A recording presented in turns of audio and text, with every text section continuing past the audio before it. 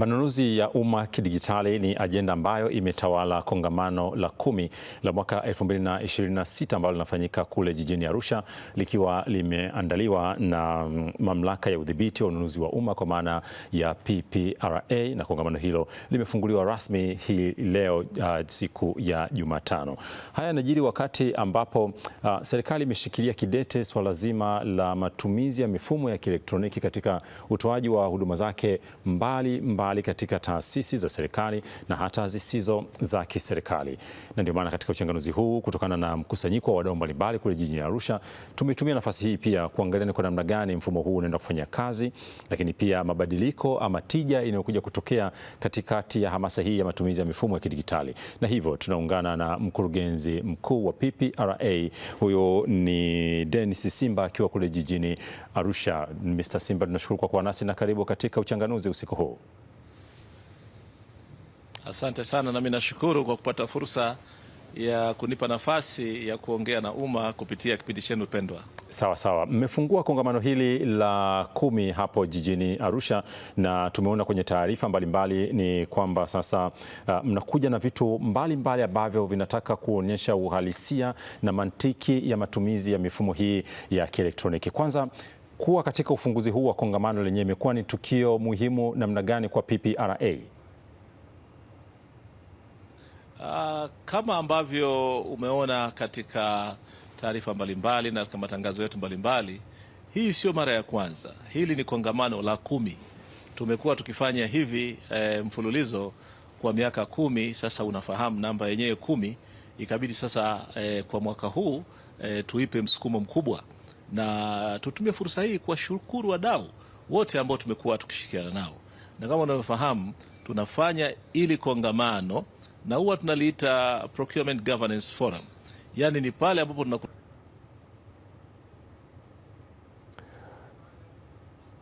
tekeleza katika ununuzi wa umma kwa mwaka mmoja, na kama unavyoona huu ni wakati sahihi.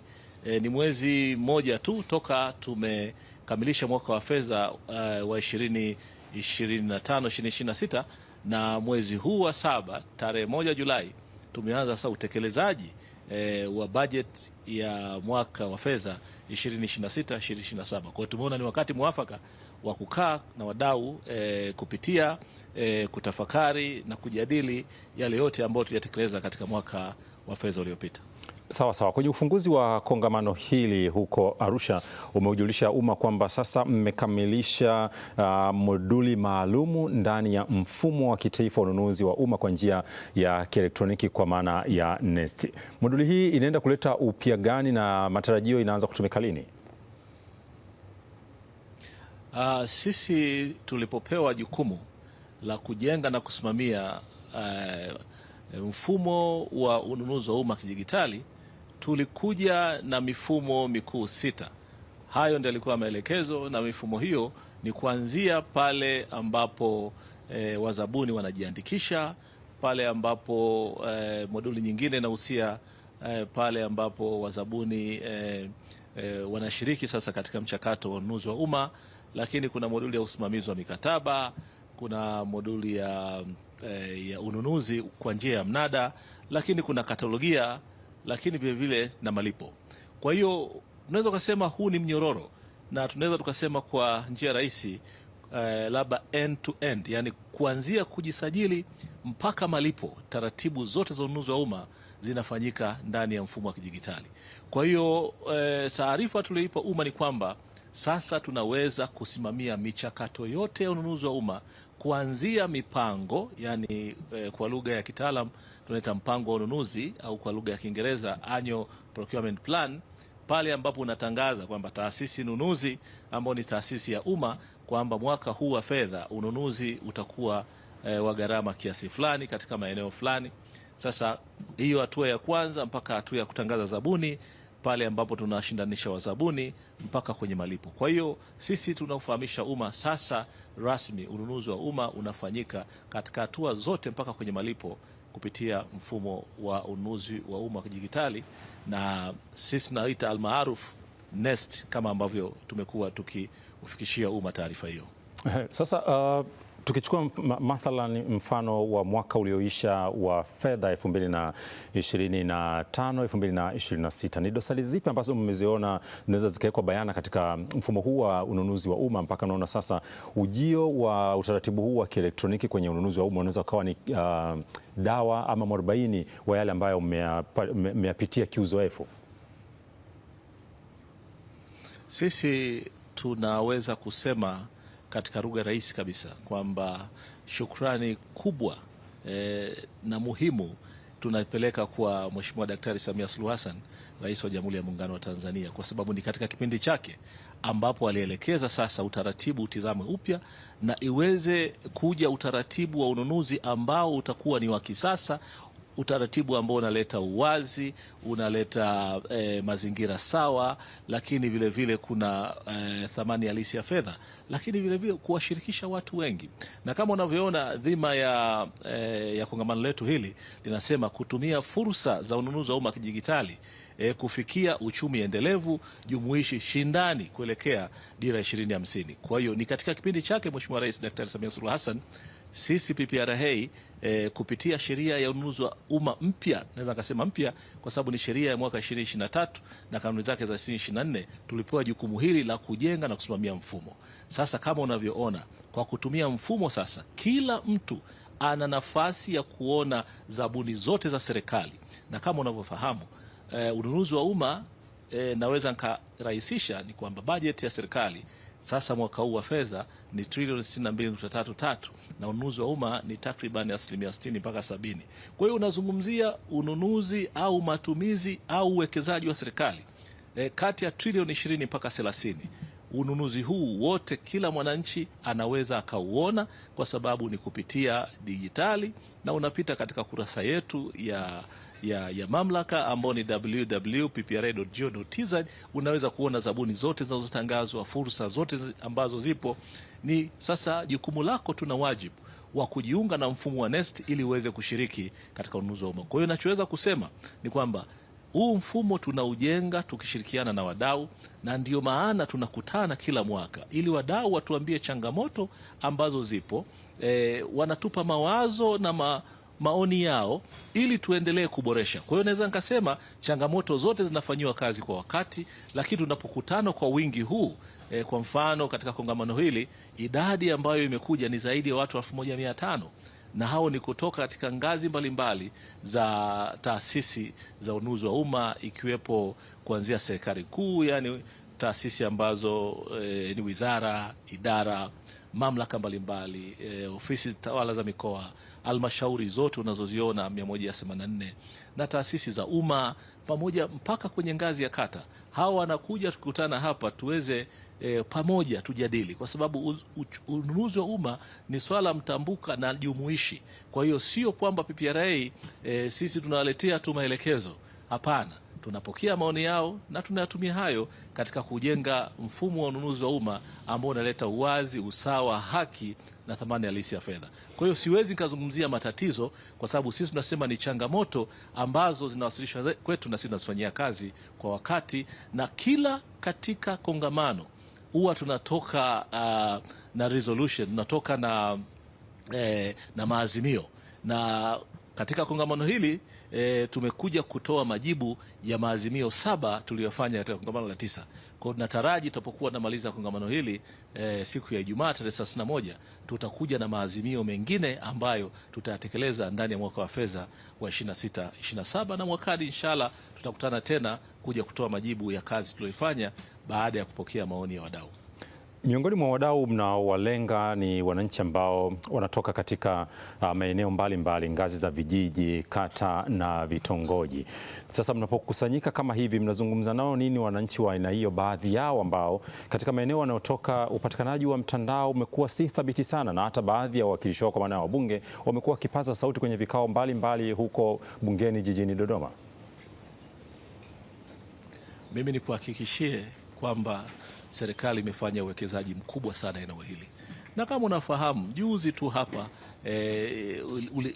ulizinduliwa na kutambulika mradi wa minara 756 ambayo hiyo imekwenda mpaka maeneo ya ndani kabisa. na hiyo ilikuwa ni uwekezaji katika sekta ya mawasiliano ili kufikisha huduma ya mtandao katika ngazi hizo. Ni kuhakikishie kwamba hata ukitizama takwimu zetu, tena halmashauri au kata na maeneo ambayo wanafanya vizuri sana katika matumizi ya mfumo wa NeST, wala sio maeneo ya mjini, ni maeneo hayo ambayo sisi tunaona ni maeneo ya mbali. Kwa hiyo ni kutoe shaka ununuzi wa umma unaweza ukafanyika digitali kutokana na uwekezaji mkubwa sana ambao umefanyika na serikali. Inawezekana kama ilivyo mifumo yoyote na teknolojia hii, labda wakati mwingine mtu anaweza akapata kutokuwa na mtandao kwa muda mfupi, inaweza ikatafsiriwa kwa njia nyingine, lakini mimi kwa kutizama takwimu tukiwa na wenzangu tunaweza tukahakikishia kwamba shughuli hizi za ununuzi wa umma kidijitali zinaweza kufanyika mpaka katika ngazi ya kata, katika maeneo ya mbali kabisa, hata yale mipakani. Kwa mtazamaji ambaye unaungana nasi katika matangazo haya, tunazungumza na Dennis Simba. Yeye ni mkurugenzi mkuu wa mamlaka ya udhibiti wa ununuzi wa umma PPRA, katika wakati ambapo wanaweka mikakati ya kuhakikisha kwamba mifumo ya kidigitali inayohamasishwa itumike kwenye ununuzi wa umma inafanya kazi katika mazingira yanayotakiwa, na ndicho ambacho tunakiangalia zaidi. Mifumo hii inaleta tija gani katika ununuzi wa umma, lakini pia upatikanaji wa zabuni za serikali. Sasa bwana Dennis, tunaona kwamba sheria inataka asilimia 30 ya tenda yafikie makundi maalum, mathalan wanawake, kuna vijana, lakini hata watu wenye ulemavu. Hili linasimamiwa kwa kiwango gani ili wanaotakiwa kunufaika iwe kusiwe na manunguniko ya hapa na pale kwamba pengine kuna ujanja, kuna watu fulani, makundi fulani wananufaika kinyume na kile kinachotarajiwa? Ni kuhakikishie kwamba kusema ukweli, pongezi zangu kubwa sana ziende kwa wananchi ambao wameweza kusikia ujumbe wetu ambao tumekuwa tukiusambaza hasa kupitia vyombo vya habari kama vyenu.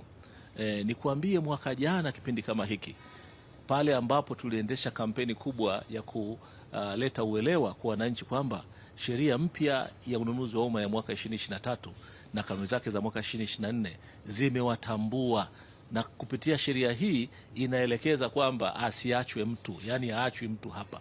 Na ndio maana haya makundi maalum kama ulivyoyasema yanagusa karibu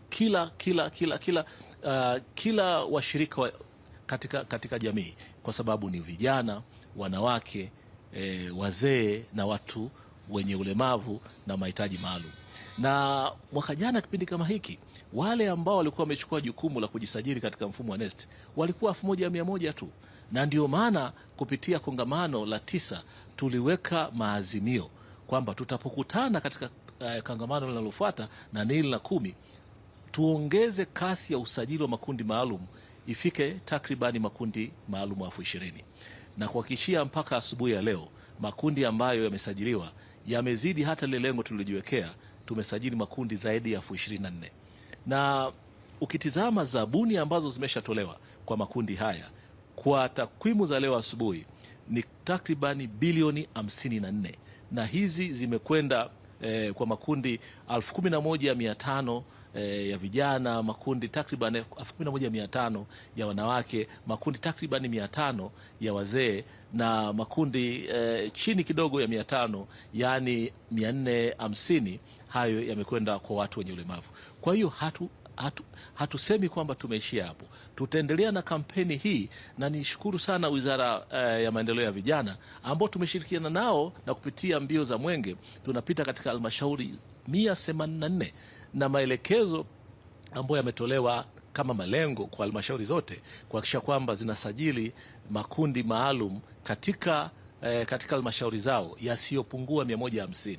Niwashukuru sana wakurugenzi, tumeendelea kushirikiana nao kwa karibu sana, na kupitia TAMISEMI makundi haya yamesajiliwa kufikia kiasi hiko, na mbio za Mwenge hazijaisha. Tunataraji tutapofika Oktoba tutakuwa na makundi mengi zaidi. Lengo letu tupite namba 100,000, hata ikiwezekana 300,000 tu. Sisi PPRA tunatekeleza hitaji la sheria, na lengo letu ni kuhakikisha kati ya wananchi milioni 3 mpaka milioni 5 wanafaidika kupitia kazi na ajira kupitia ununuzi wa umma. Bahati nzuri umehitaja Wizara ya Vijana ambapo kuna kundi kubwa la rika hilo ambalo wanatamani na wao kuingia kwenye huo ununuzi wa umma na kunufaika nao, lakini tumekuwa tunaona pamoja na kwamba ni kwa uchache, lakini katika baadhi ya maeneo wamekuwa baadhi ya vijana wakipaza sauti kwamba wanaona kuna hali ya urasimu na inawafanya watengeneze hisia kwamba pengine kuna watu fulani wanapendelewa kwenye upatikanaji wa fursa kama hizi. Hili mnalifanyaje kazi ili kuhakikisha kwamba kundi hili muhimu ambao ni nguvu kazi ya nchi linaondokana na malalamiko yao linaingia kwenye mfumo rasmi wa kunufaika na mfumo? Umelisema vizuri, wanapaza sauti na sisi PPRA tuko tayari kuwasikiliza, na ndio maana tumewafata mpaka kwenye ngazi ya kata kupitia wizara yao pendwa ya maendeleo ya vijana. Tuko tayari sisi kuwapata vijana katika makundi yoyote na tuko tayari kuwasaidia tukishirikiana na wenzetu wa TAMISEMI. Kwa hiyo sisi tuwatie shime vijana, wasikate tamaa. PPRA ipo, na uzuri wa PPRA tuna ofisi katika kanda zetu 6. Kanda ya Pwani ofisi yetu iko Dar es Salaam, kanda ya Kusini tuko Mtwara, kanda ya Ziwa tuko Mwanza, tuko Mbeya, tuko Tabora, na tuko Arusha pamoja na makao yetu makuu Dodoma. Tunawakaribisha waje tuongee nao, na sisi tunaweza kufanya mafunzo au kuwajengea uwezo hata kwa kundi ambalo limejikusanya tu.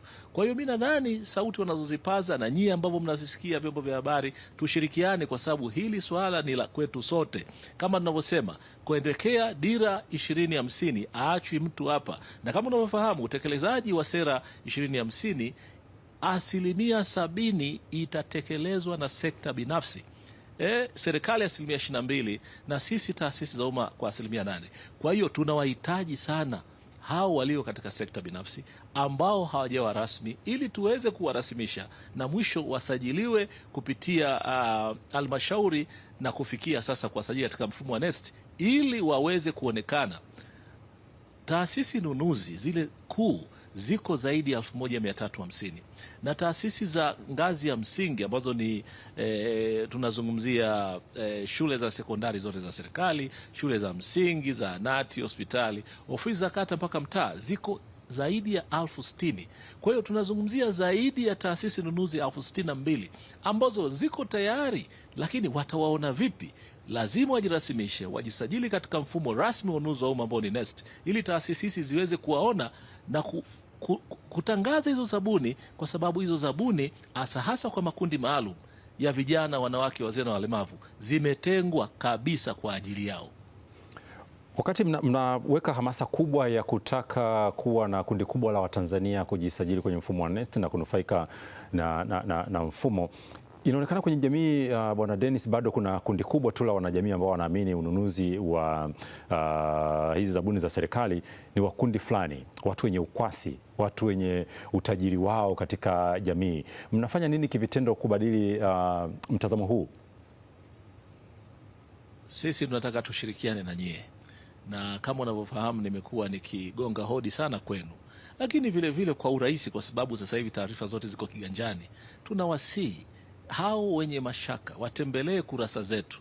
Najua vijana wengi wanapenda kutembelea Instagram, wanapenda kutembelea kwenda YouTube, wanapendelea kwenda TikTok. Huko kote sisi tumeweka shuhuda za watu ambao wanatoka kabisa katika ngazi ya chini kabisa na wameweza kupata zabuni bila kufahamiana na mtu yoyote, wamefanya kazi, wamelipwa. Lakini kama anavyosema, tunapozungumzia makundi maalum sio tu watu wa ngazi ya chini.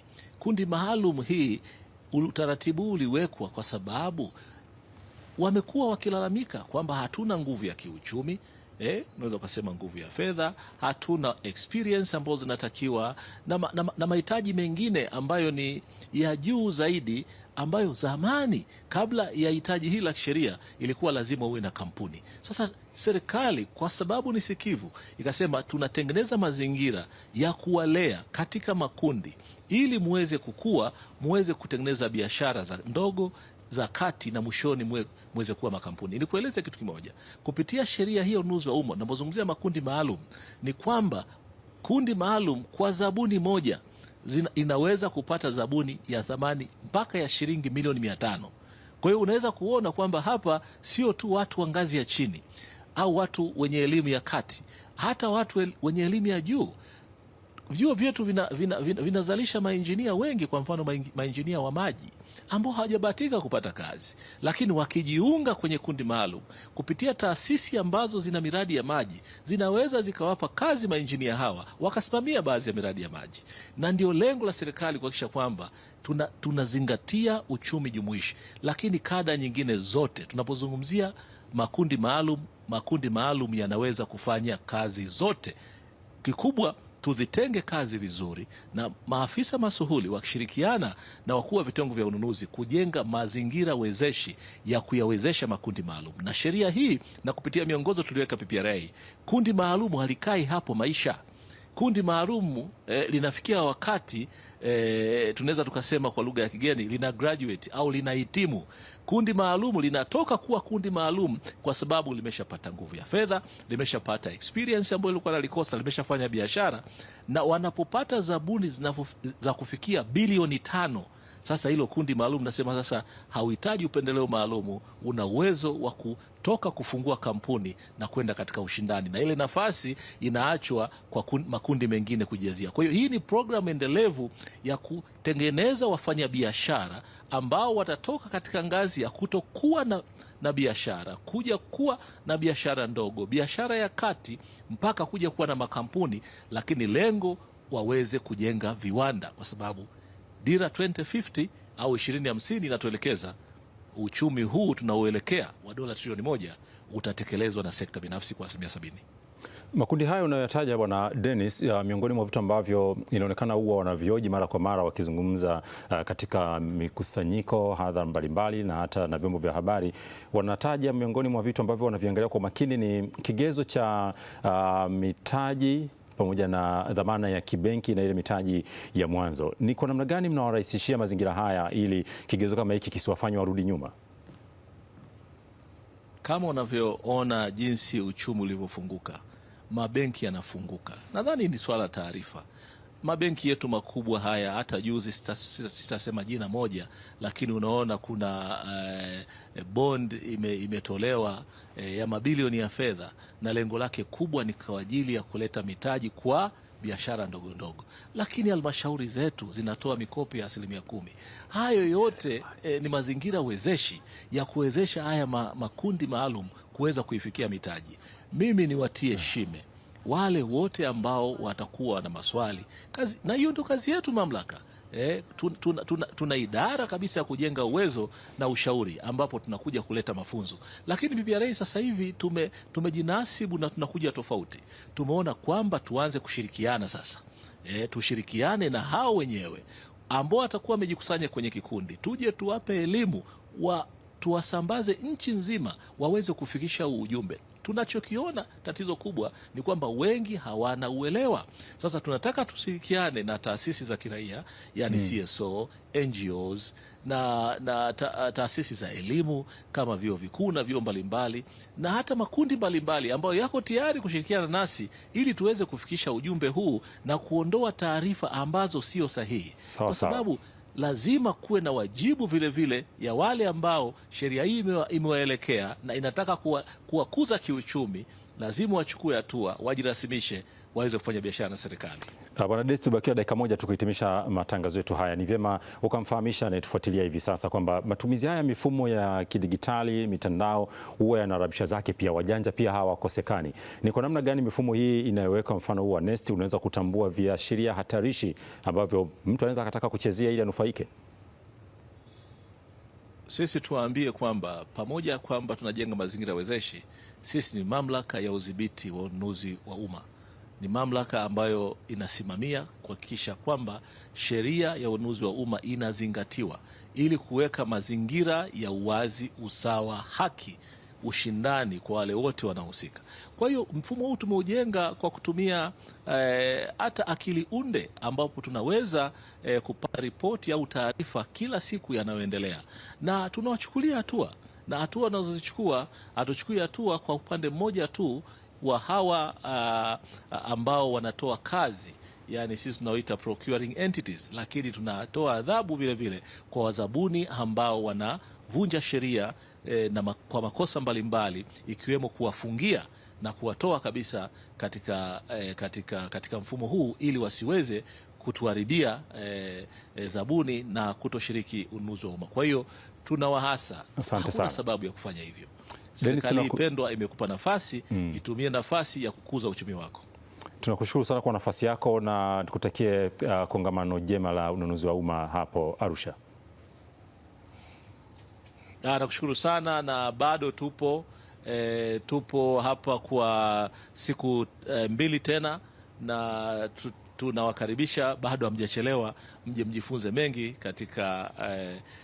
katika hii dhima ya kutumia digitali katika ununuzi wa umma ambao utawanufaisha kiuchumi katika maeneo ya uendelevu, ushirikisho pamoja na kuhakikisha kwamba wote tunashiriki na haachwi mtu hapa.